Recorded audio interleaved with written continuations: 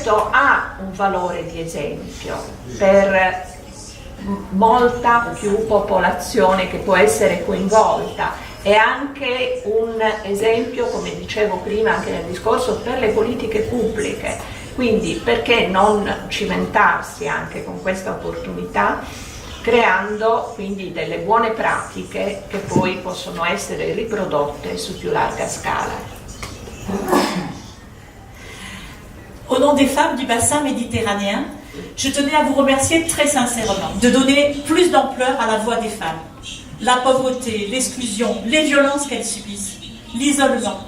Jusqu'à présent, l'Union européenne n'a pas assez consacré de sommes, de montants aux femmes, à leurs droits, à leur place dans la société. Cela a été constaté dans tous les programmes.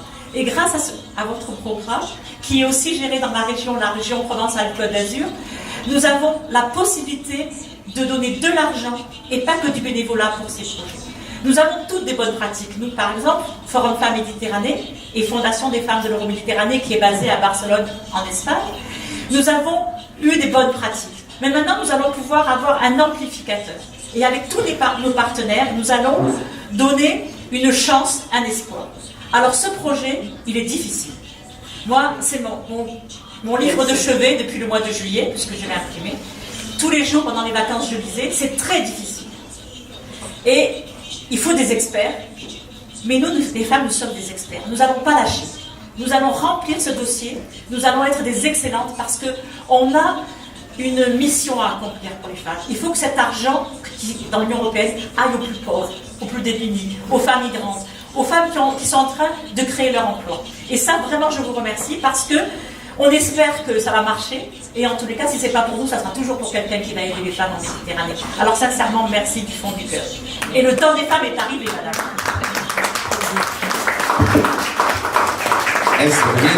Esther, viens ici un moment. Merci d'abord le jury pour ces communications pertinentes. Et j'ai le plaisir de poser une question à madame. Est-ce que ce projet peut être porté par le Sud? Oui ou non? Il est basé les pays européens et les pays de la rive sud. Et c'est sur les principes de bénéfices communs. Donc, des partenariats. Je vais clarifier. Les messages, c'est celui, développons-nous ensemble. Et sur la base d'une participation égalitaire. Égalitaire, mais je vous dis, oui. je vous repose ma question. Est-ce que par exemple, ce projet peut être, par exemple, souscrit par un pays du Sud? Ou bien? Oui, bien évidemment. Il y a 13 pays, les territoires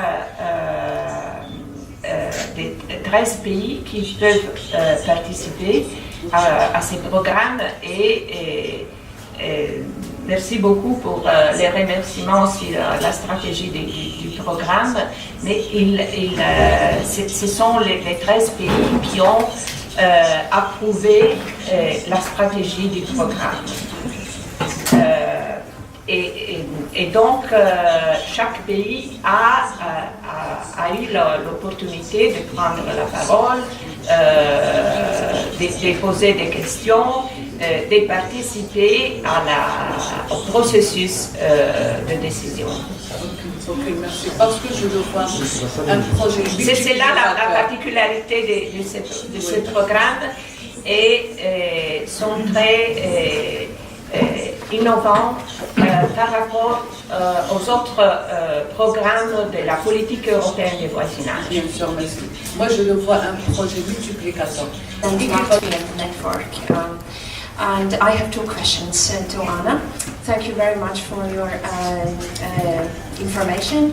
I have been aware very much of the first program. For the second one, of course, it involves only Mediterranean EU countries. Do you see any other neighborhood instrument that northern countries or Eastern European countries can use for cooperation with? Yes. Yes. And second question. The second question. would be, do you see some debates that already started for the program after 2020? So what are the trends there? What could we foresee or what we could influence through our cooperation with the national governments? Thank you. On voudrait savoir quels sont ces pays-là. Maintenant, s'il y a des pays qui n'ont pas épousé justement votre programme, qu'est-ce qu'il y a lieu de faire pour justement inciter nos gouvernements à faire partie un peu de ce programme? Merci. Integration programs. The other programs are ongoing in the East. For instance, the Black Sea Basin and other bilateral or trilateral programs. Also for Eastern Partnership. Yeah, for Georgia. yes, including and the managing authority of the Black Sea Basin is Romania, and in particular, if I remember well, the Ministry of Economic Development, or of the Ministry of Finance. I don't remember well. And concerning the 2020 perspective, I don't know. Next year, the European Commission will present the midterm evaluation, and after this exercise, I think the Commission will present the perspective for 2020 also as concerning the European neighborhood policy.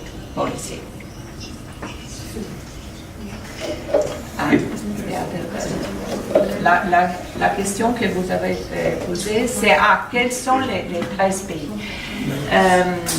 Les 13 pays sont 7 pays de l'Union européenne, tous les pays méditerranéens de l'Union européenne, donc l'Espagne, le Portugal, l'Italie, la France, la Grèce, et Chypre et Malte. Et en ce qui concerne la rive sud, la Tunisie, l'Égypte, le Liban, Israël, la Palestine et la Jordanie. Mais bien évidemment, il y a d'autres pays qui sont absolument éligibles à ces programmes, mais ils doivent adhérer au programme. Donc il est très important, nous souhaitons vivement que l'Algérie ou le Maroc puissent joindre les programmes.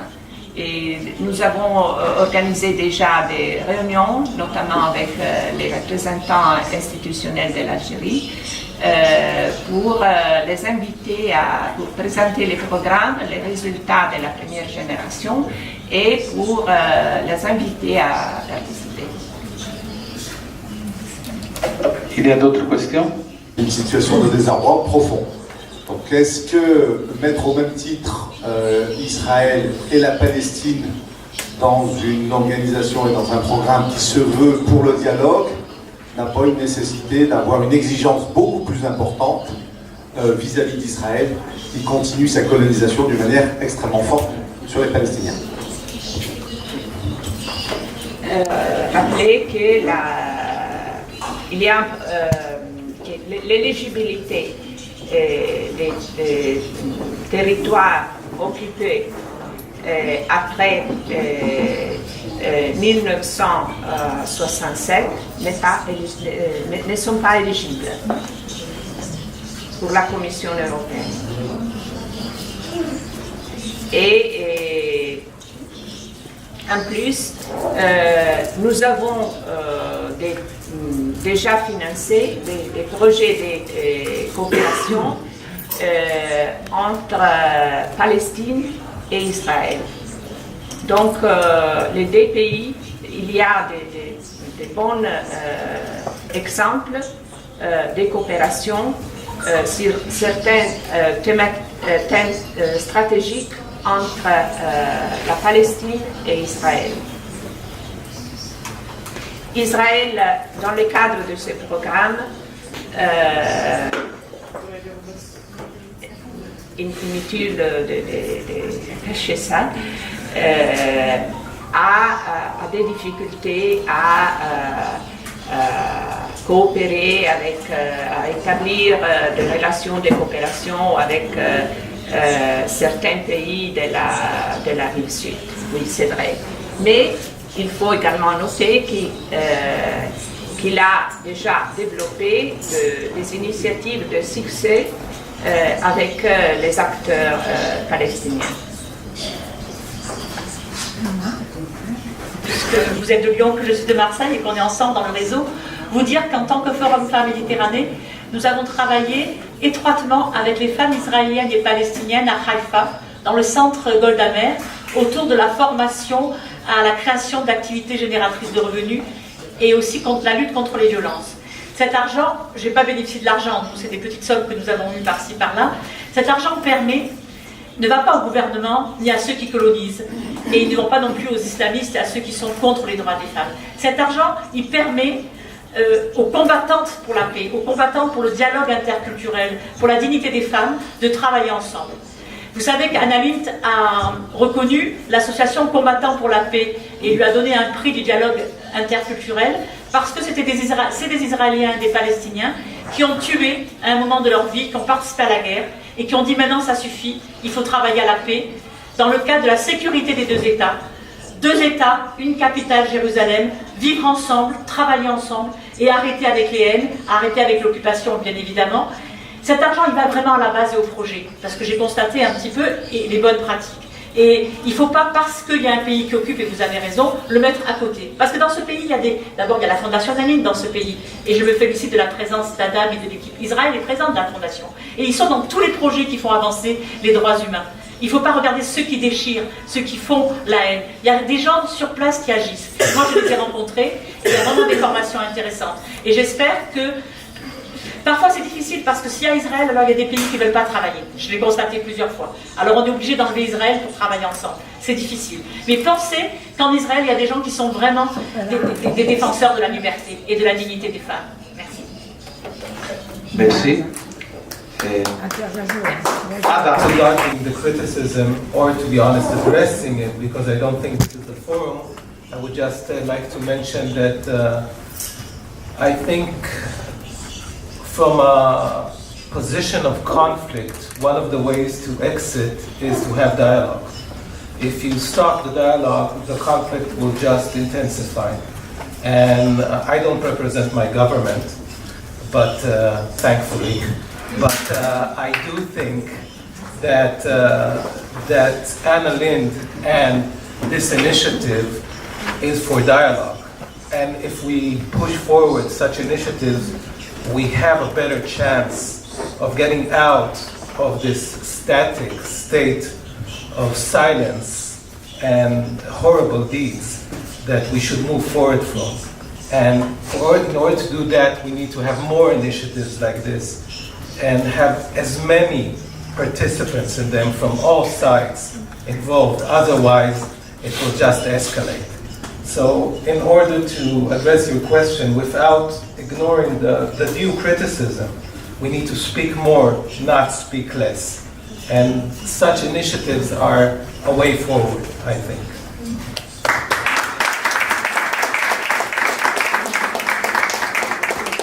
Un anno fa è stata qui la Presidente Guigou che vi porta il saluto, ma c'erano altri eventi in contemporanea, non è potuta essere qui. Depuis 2 ans, et depuis 2 ans, j'ai le plaisir de travailler très régulièrement avec la Fondazione Mediterraneo et son président Michele Capasso, que je remercie pour son hospitalité effectivement, on se souvenait avec mon collègue espagnol, avant que je passe tout de suite le micro, qu'il y a tout juste un an, nous étions là pour assister à cette remise de prix qui aura lieu encore cette semaine, et c'est madame qui le recevra, avec Elisabeth Guigou l'an dernier. Non simplement, plus qu'un commentaire, juste un saluto, comme on dit ici en Italie, pour souhaiter la bienvenue à tout le monde.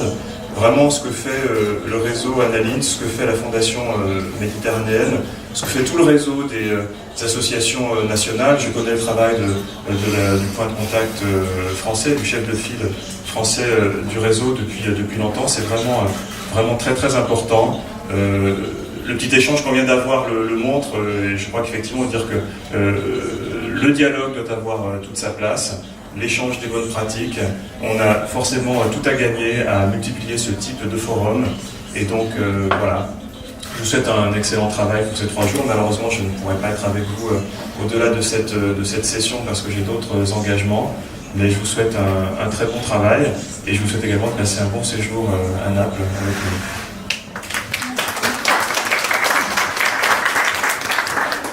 Buongiorno a tutte e a tutti.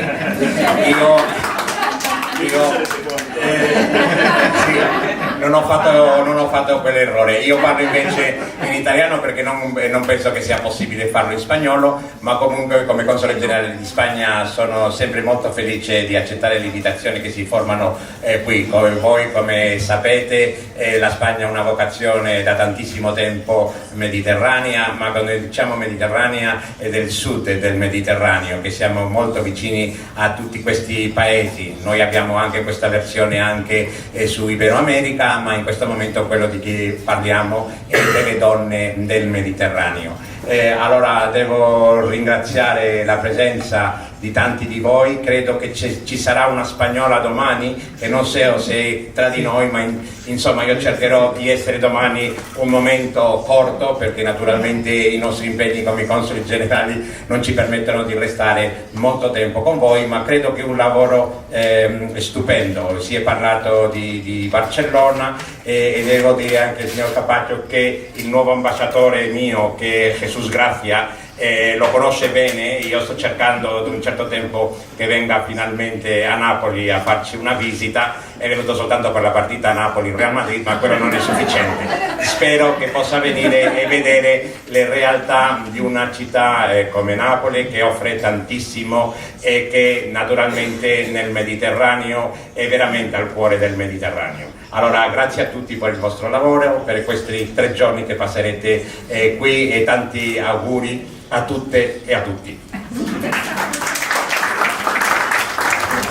Mira se deve stare a fumare una sigaretta. No, in là. Dunque, 12, come i 12 apostoli, ci siamo riuniti qui una settimana e abbiamo riempito di contenuto questa conferenza. Ne manca una però, manca Mariangel Roque, che è la direttrice dell'Istituto Europeo per il Mediterraneo. Purtroppo ha avuto un incidente, quindi si è fratturato il perone. Le diamo un forte abbraccio. Domani invece sarà qui Maria Marquez, che è la presidente dell'Associazione delle Donne Impresarie dell'Europa, e quindi sarà un momento molto importante. Esther?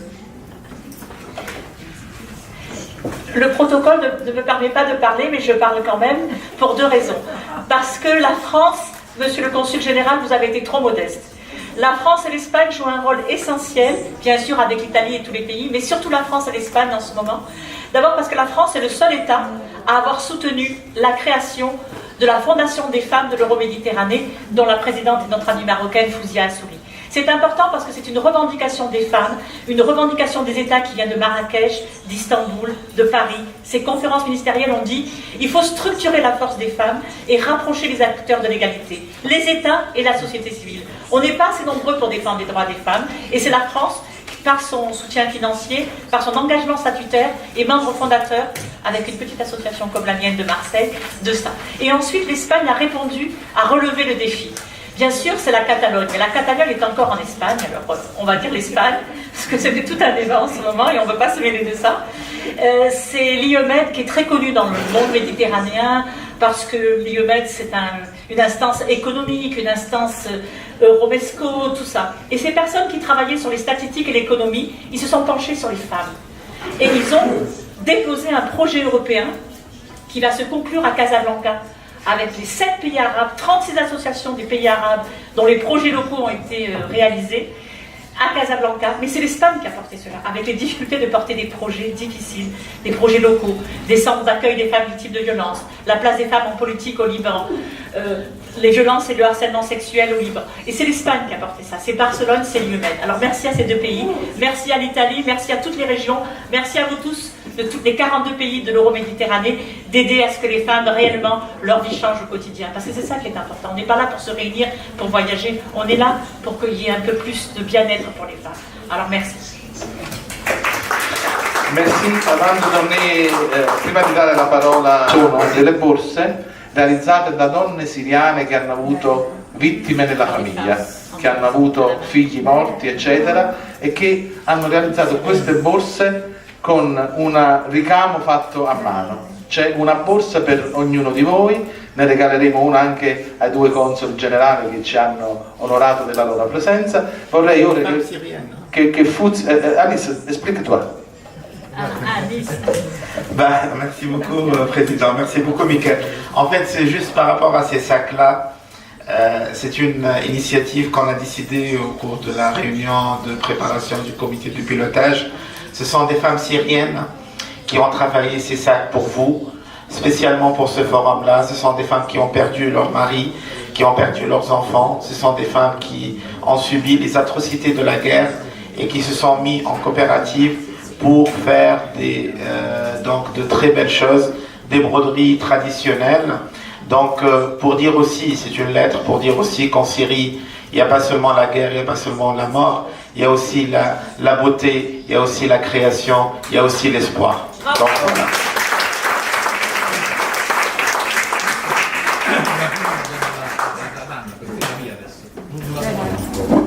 Enzo, la fotografia per favore. Non scappate. Era andate proprio. Fuzia.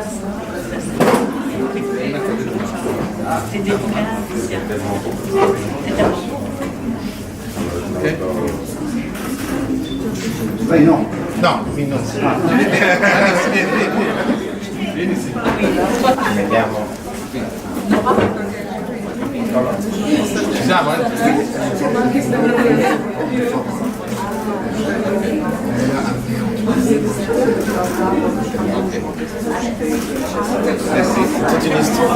Ti piace il mare, venite a Torino con tutta la storia dell'acciuga, della bagna cauda, eccetera.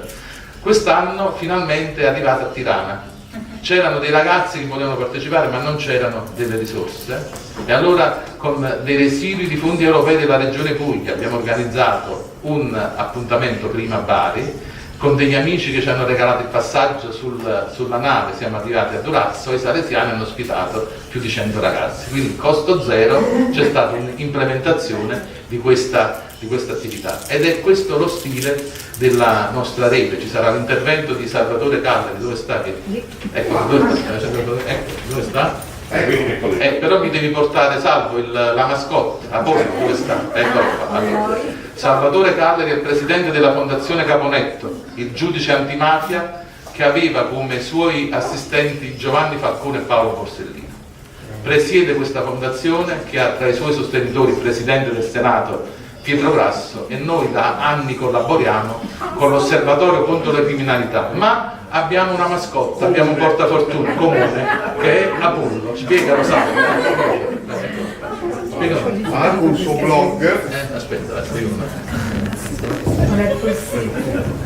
Questa è un'idea di Michele. Lo so, però io sto pollo. L'idea del pollo è un soggetto fotografico che si chiama A-Pollo, è un pensatore libero che ha anche un suo blog in cui esprime massime. Molte massime sue sono contro il femminicidio, offende tutti i maschi che ammazzano le donne, sempre, in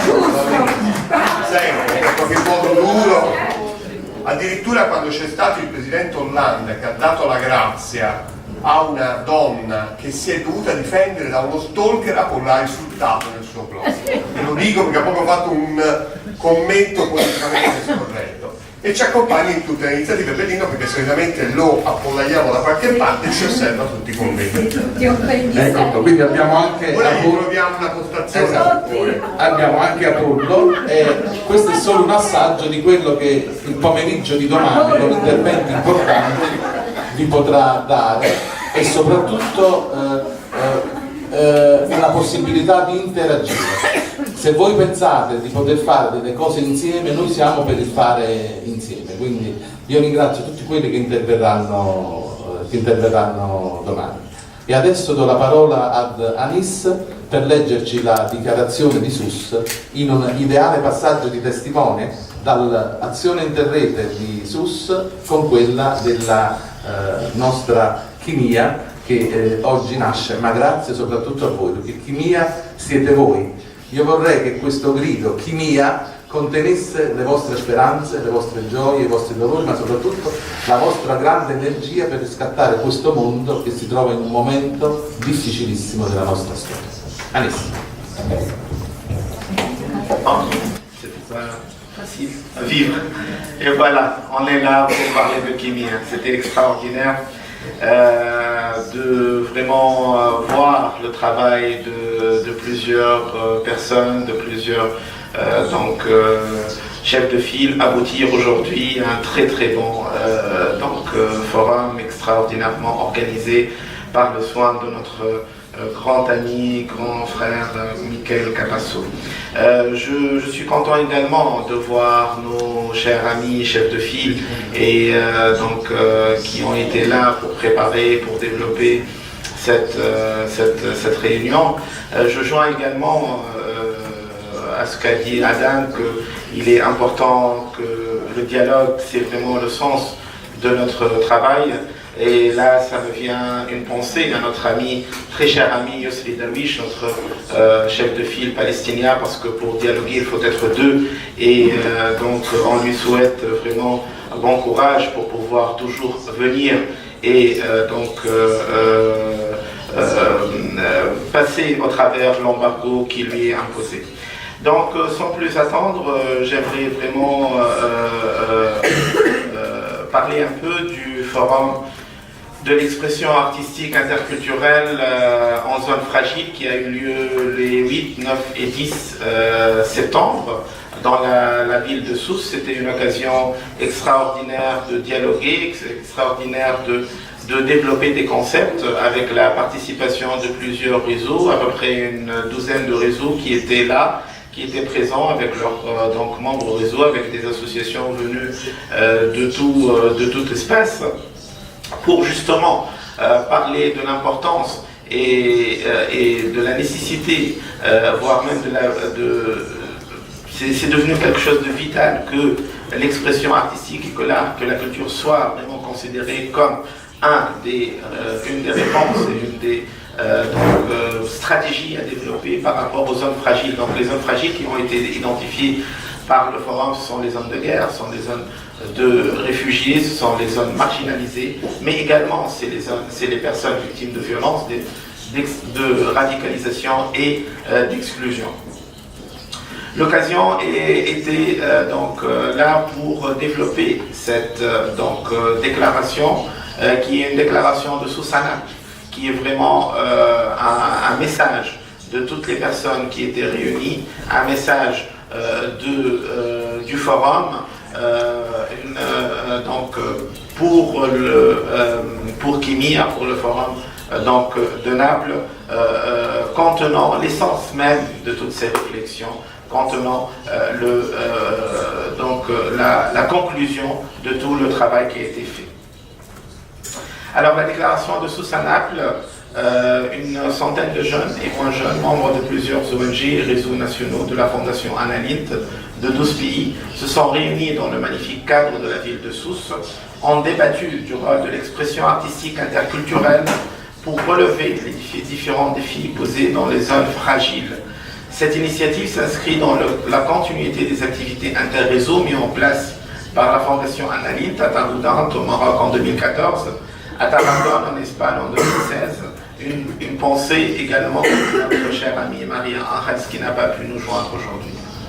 Réunis à Sousse du 8 au 10 septembre 2017, les participants du séminaire Expression artistique interculturelle dans un fragile s'adressent aux participants du projet Kimia et à toute la société civile de l'espace Euromed à travers cette déclaration.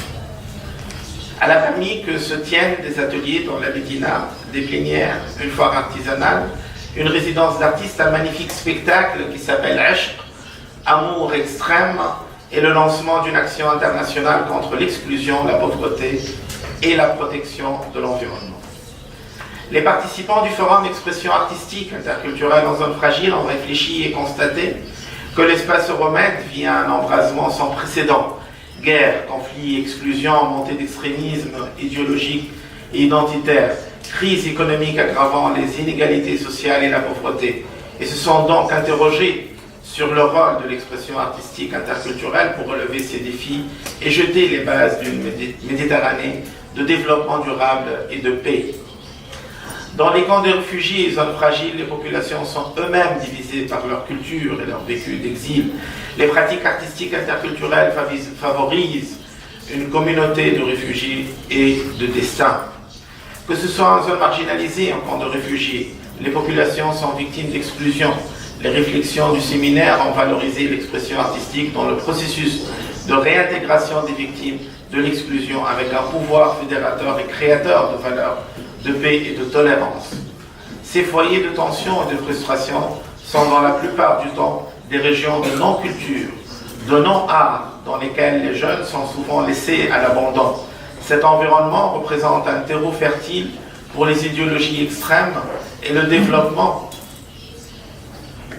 de la pensée radicale qui profite du vide créé pour aliéner les jeunes et leur faire rejoindre leur cause. Certaines expériences présentées lors du séminaire ont montré que certains jeunes ayant été radicalisés par des groupes idéologiques extrêmes ont pu s'en sortir.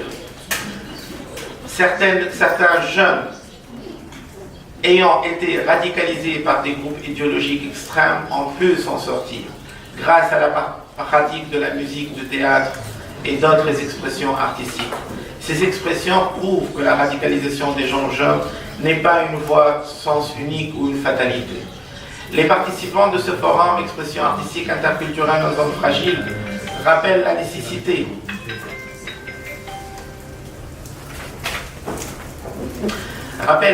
d'une mobilité culturelle pour des échanges fructueux, comme la déclaration du Forum de Malte l'a reconnu. Ils insistent sur la nécessité de mettre en place des projets citoyens, innovants, interdisciplinaires, interculturels, récurrents et dynamiques. Il s'agira de remédier à l'absence de connaissances réciproques sur les difficultés rencontrées au sud comme au nord, en utilisant le vécu et en créant les conditions de développement d'échanges au niveau local et international. Les bonnes pratiques d'expression innovantes doivent être soutenues financièrement dans la durée et valorisées pour être reproduites en tenant compte des énergies créatrices et du choix des disciplines par les acteurs locaux. Ces projets vont concerner plus directement les jeunes gens et les populations marginalisées, fragilisées. Plusieurs objectifs ont été observés. Leur attachement aux valeurs de l'Euroméditerranée ont également exprimé leur soutien au réseau italien et sur sa tête notre cher Michel Capasso et à sa solidarité et son volonté à aider et à soutenir et à travailler étroitement avec le réseau italien et son chef de file Michel Capasso.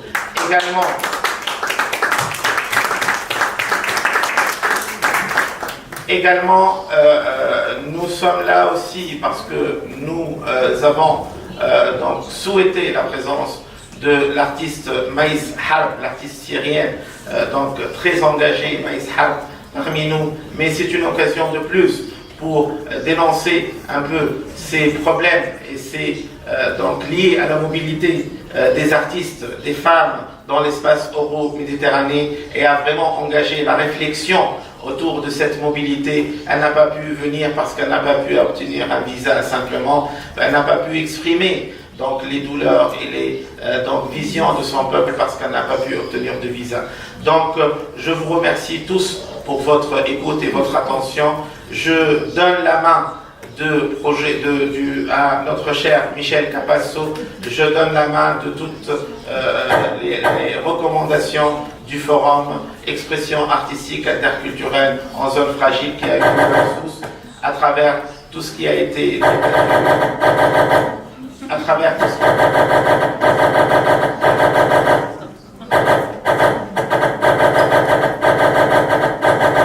Merci Hakimi de récupérer les recommandations du forum et de continuer de travailler. On est tous une seule famille, Michael, et on continuera toujours à travailler ensemble. Merci. Merci beaucoup. Devo dirvi una cosa, tutte le volte in 30 anni che abbiamo fatto degli eventi importanti per le donne abbiamo avuto molte opposizioni, quindi energia elettrica che salta, tubi che si allagano, microfoni che non vanno, e questa volta ci siamo anche scontrati con una burocrazia che dovrei definire, non ho il nome, quindi una burocrazia che ha bloccato i visti, una burocrazia che ci ha impedito di lavorare serenamente. Noi abbiamo passato questo mese non come avremmo voluto per approfondire i contenuti, ma solamente per attingere ad una burocrazia complessa e molte volte sciocca. La stessa Fondazione Anna Lindh, che è a sua volta un progetto europeo, recepisce quelle regole ma senza l'intelligenza con cui quelle regole sono state realizzate, per cui dice questo è eleggibile, questo non è eleggibile. Un progetto fatto con una media di 200 euro a biglietto, cioè la media è diventata 600 circa, dice no, io pago 200 solo a quelli, cioè è veramente una difficoltà estrema, e credetemi, se non saremo in grado di pretendere un riconoscimento per tutte le associazioni che da 30 anni si impegnano per questo, ci sarà il fallimento di tutti questi esercizi che l'Unione Europea sta facendo per il Mediterraneo. Oggi non è più tempo di proporre nuove formazioni, bisogna utilizzare le competenze che ci stanno per salvare vite umane. Quindi... Presidente Michele Capasso. Grazie. Posso parlare in italiano? Grazie Presidente Capasso delle parole cortesi che ha usato nei riguardi miei e della Regione. Sono qui per due ragioni.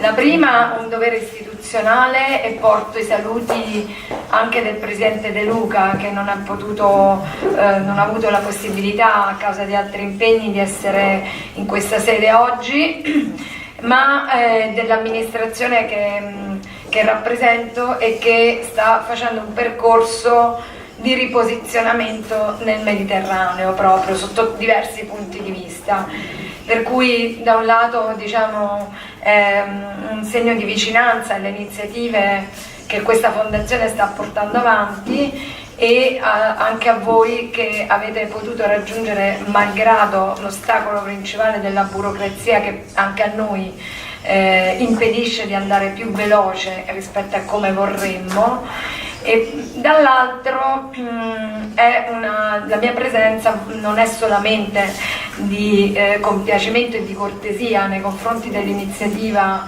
posta in essere, ma di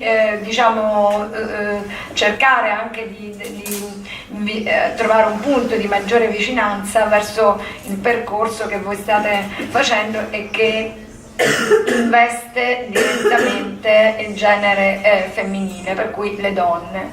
Chiaramente riposizionare e riparlare del Mediterraneo, io mi scuso per non essere venuta fin dall'inizio, forse chi mi ha preceduto ha già impostato in questa prospettiva sicuramente i lavori che andrete a svolgere, ma un riposizionamento del Mediterraneo senza tener conto della dimensione e dell'apporto strutturale fondamentale delle donne sarebbe una partita persa alla radice, per cui per noi è fondamentale che per noi, parlo come Regione Campania, ma mi sento di dire che posso parlare anche per le sensibilità governative che in questo momento hanno aperto un nuovo dialogo con il Mediterraneo, e noi auspichiamo che la forza di governo possa trovare i giusti consensi per affrontare anche la dimensione mediterranea all'interno della nuova, auspichiamo, Unione Europea, che comunque è in un percorso di riforma strutturale che sicuramente si aprirà, e dunque sta a noi, i paesi del Mediterraneo, porre al centro dell'attenzione la potenzialità che questa area geopolitica riveste, e non solo per il purtroppo la limitata prospettiva che occupa prevalentemente la stampa, i media, e per cui costruisce opinione pubblica sbagliata, di guardare il Mediterraneo solo per i problemi che vengono generati dall'impatto della grave crisi che esiste per i cambiamenti climatici, per le guerre, per tutto quello che voi sapete già rappresentate. Per cui sarebbe erroneo, nel momento in cui un'attenzione politica si ripone al centro, non provare a abbracciare la dimensione complessa che il Mediterraneo rappresenta, ma ricca di opportunità che sono economiche, culturali. Basta parlare insomma di che cosa rappresenta il Mediterraneo per il mercato dell'energia, di che cosa rappresenta come identità culturale nel mondo, eccetera. Per cui non porre al centro la complessità e la ricchezza di questa area geografica e geopolitica ci porterebbe a impostare le nuove politiche in modo lacunoso fin dall'origine. Per cui il lavoro che voi svolgerete visto dall'ottica delle donne, per cui di che cosa vuol dire il contributo culturale, l'impegno lavorativo delle donne in questi paesi, penso che debba essere sostenuto dall'interno e dall'esterno. Ho visto che toccate tutti i temi, praticamente dall'agricoltura al dialogo interreligioso, e per cui si intreccia tutto quanto, la filosofia, l'identità culturale del Mediterraneo, la questione che tanto sta investendo come potenziale bacino occupazionale, per cui proprio l'agricoltura e i nuovi numeri che in Europa, in particolare nella nostra regione, in Campania, c'è una presenza crescente delle donne in alcuni comparti economici, tra questi proprio l'agricoltura e la valorizzazione del patrimonio culturale. Per cui il nostro paese, come a voi forse è noto, sta modificando anche il suo approccio verso il patrimonio culturale. Se nei secoli è andato soprattutto valorizzando l'approccio tutela, oggi si è aperto molto di più alla valorizzazione, alla fruizione, e tutto questo è foriero di nuovi bacini occupazionali. Allora anche tutte quelle studi che tendenzialmente hanno forse coinvolto maggiormente le donne rispetto agli uomini, studi umanistici, studi nelle varie sfaccettature dei beni e del patrimonio culturale, oggi possono essere forieri di nuova occupazione. Io vorrei citare e chiudere nel mio messaggio, di saluti istituzionali e di indirizzo, informando di che cosa abbiamo nel breve periodo messo in cantiere. Come il Presidente Capasso e l'amico Michele ha ricordato, è stato per noi un onore rioccupare questa sede insieme a lui, che ci ha concesso e ha condiviso con noi l'ospitalità della prima conferenza della Commissione intermediterranea della CRPM, la conferenza delle regioni periferiche e marittime che voi, una parte di voi anche rappresenta, si è riunita qui qualche mese fa e noi siamo vicepresidenti come Regione Campania e per cui abbiamo già in questa sede fatto un primo inizio del nostro percorso di riapertura al Mediterraneo e insieme a Michele a fine novembre collaboreremo anche per l'organizzazione di una importantissima conferenza, probabilmente qualche accenno lui l'avrà già dato o lo darà nel corso dei lavori, se me lo consenti lo posso dare perché per noi è fonte di orgoglio poterlo ospitare a Napoli, in Campania, un momento di altissimo dibattito e di attenzione sul Mediterraneo per quello che riguarda l'Unione per il Mediterraneo e un altro evento di grande rilievo ministeriale che vedrà nuovamente Napoli, cioè la Campania protagonista. Non è stato semplice, è un impegno di una squadra che si è messa in campo, per cui abbiamo lavorato congiuntamente alla Commissione Europea, al Ministero degli Esteri, alle opportunità che la Fondazione ha offerto e ai beni culturali che verranno messi a disposizione dei nostri ospiti, perché noi pensiamo che oltre all'economia occorre lavorare sulla coscienza di un'identità valoriale mediterranea che deve essere la via alternativa ai percorsi di globalizzazione affrettata che scartano la risorsa umana, per cui noi contiamo su un contributo di un nuovo modello di sviluppo che non può nascere da altri che dal Mediterraneo o dalla sensibilità delle aree sud del globo, del continente europeo, che sta viaggiando ad altre velocità e sotto altri stimoli. Per cui se noi non riusciamo a creare una unità, la nostra frammentazione non permette di riorientare le tendenze economiche, sociali e produttive. Per cui il mio saluto non è solo di compiacimento e di sostegno all'iniziativa che ha valore culturale che voi state portando avanti, ma perché l'appello è a costruire una unità forte di intenti che possa consolidarsi nel percorso e costruire massa critica valoriale di cambio di orientamento. Grazie. Grazie all'assessore.